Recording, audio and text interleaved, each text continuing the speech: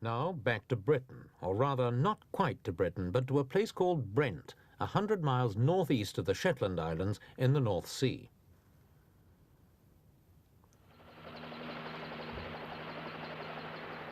Brent isn't actually a place. In fact, the only sign it exists at all is this man-made island sticking out of the sea. Brent is an oil field, the second largest oil field yet found beneath the North Sea. Its discovery was announced recently after months of test drillings from this rig, the huge semi-submersible stay-flow rig that's been carrying out offshore operations in the North Sea for the Shell and Esso oil companies for the last 5 years.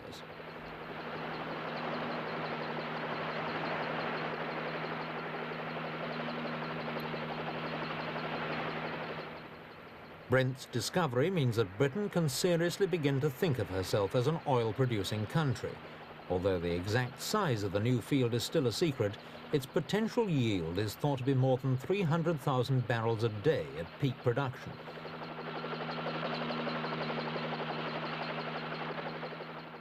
An oil discovery of these proportions would be an important development in any part of the world. But for Britain, it could mean a real bonanza. It clearly shows there's a lot more oil in the North Sea than anyone realized, and it now seems on the cards that Brent and the even larger BP field further south could be providing well over half Britain's oil needs by 1980.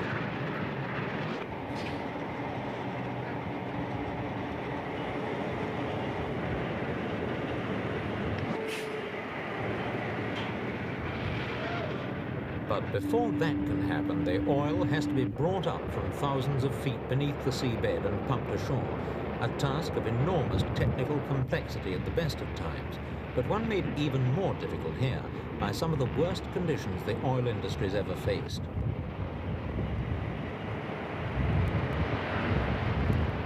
Brent is the most northerly offshore oil field in the world, and this part of the North Sea can be a pretty inhospitable place, especially in winter. Winds can reach 100 miles an hour and more, and they're sometimes accompanied by seas up to 100 feet high.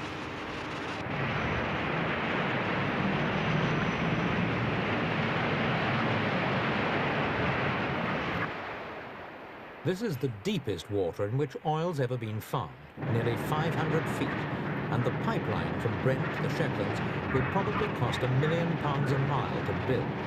No one really knows because no one's ever laid a pipe that deep. It's a problem that will tax the oilmen and their technology to the limits.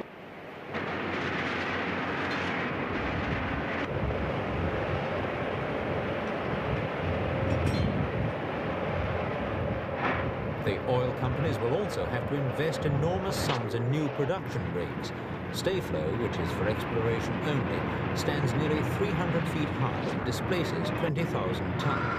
But even this giant can only operate during the 4 summer months of the year.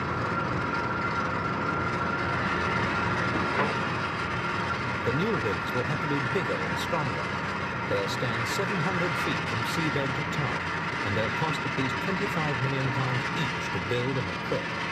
3 of them will be needed in the first 3 years of Brent's producing life.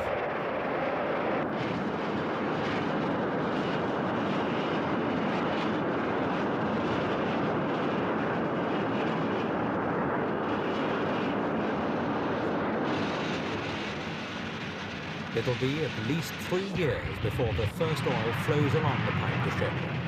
And by that time, the oil companies will have risked £300 million developing the field. This is what keeps them spending, the oil flag that measures the value of a field.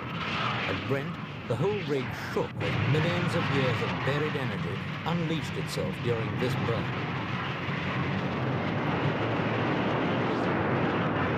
So big is this venture that its benefits have to be assessed in national terms. Sir John Eden, a former junior minister at the Department of Trade and Industry, explains. It means a great deal in having such a significant proportion of our requirements coming from our own indigenous sources. It means a lot in balance of payments terms, quite obviously, because every ton of oil produced at home means a saving in balance of payments terms of £6 to £7 per ton, which at the figure of 75 million tonnes by 1980 could be a total of 500 million pounds saving on the balance of payments, and this is quite significant. What's it going to mean for British industry? I mean, what are the opportunities here?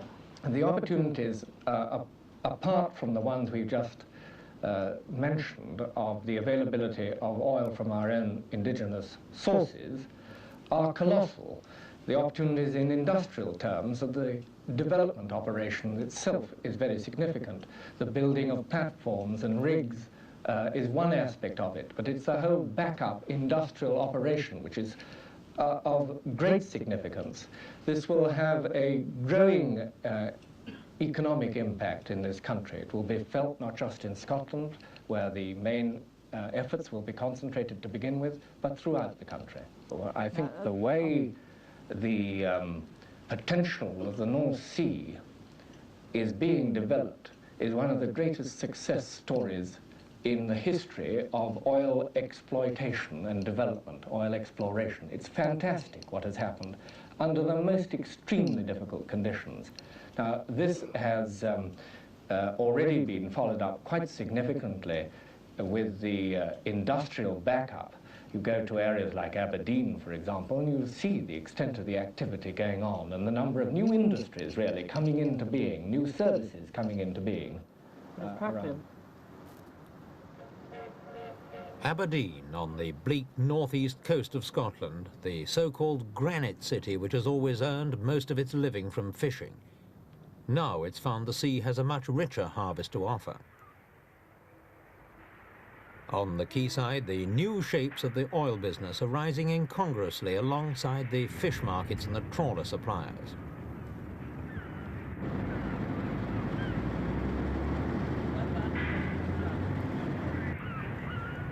Aberdeen's ideally situated to become the oil capital of Britain. It's only 80 miles from the nearest offshore rigs, and it has a good harbour which will be even better when the £1 million earmarked for improvements have been spent. The oilmen haven't been slow to exploit these advantages. Their influx into the city has already sent property prices soaring. 700 houses were on sale here 2 years ago. Now there are only 50.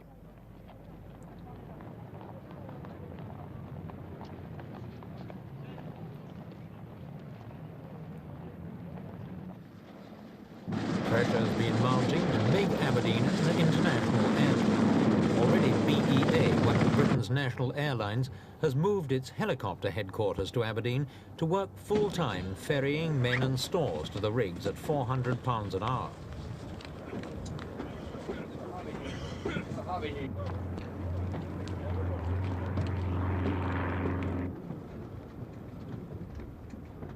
New jobs are multiplying as a host of firms on the outskirts of the oil business move in to set up offices and depots in the city.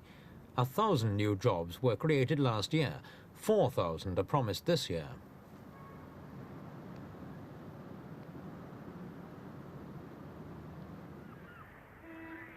With each rig costing about £10,000 a day to run, there's plenty of money to be made in providing supplies and services.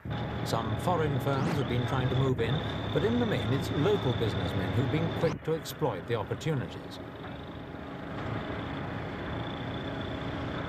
The prices of some services have already shot up. Warehousing space, for example, is as expensive here as it is in London. One local man who's made good is Jim Simpson. We asked him what services he was supplying to the oil companies. Initially we started out providing warehousing, simple warehousing facilities, but business has grown so much now that we're doing virtually anything. You want it, we can provide it. Babysitting, agencies sprung up from the social side, our warehousing, hiring muscle to the rigs, young men, old men, long-term, short-term, anything at all. I did mention car hire. In fact, the strangest request, I think, was a hostess, shall we say, for a visiting fireman. The only stipulation being that she was well-proportioned and blonde. What sort of money are you making out of this operation? We're not in business to make money, just to make friends in here, you see. I could say that we started initially in 1967, just less than £5,000. of a turnover, and it has zoomed since then. In fact, there's no reason by 74, 75, 76, there's no reason why anybody can't touch the million mark. I would like to think that we can do it. Why? The commercial opportunities are clearly enormous, but not everybody is glad to see the coming of North Sea oil. Conservationists are concerned that economic considerations will outweigh environmental ones. After all, these seas around the rigs are important fishing grounds for Britain. Certainly there are great risks in tapping huge quantities of oil so far out to sea, and the experiences of California, where the Santa Barbara well is still leaking 3 years after it first blew, is a discouraging precedent. But the oil companies insist that the technical problems can be solved and that the oil can be extracted by pollution-free methods. In any case, the government has clearly given its blessing to North Sea oil. For them, its benefits are simply too good to miss. So whatever their feelings, people will have to get used to sites like this. North Sea oil has come to stay.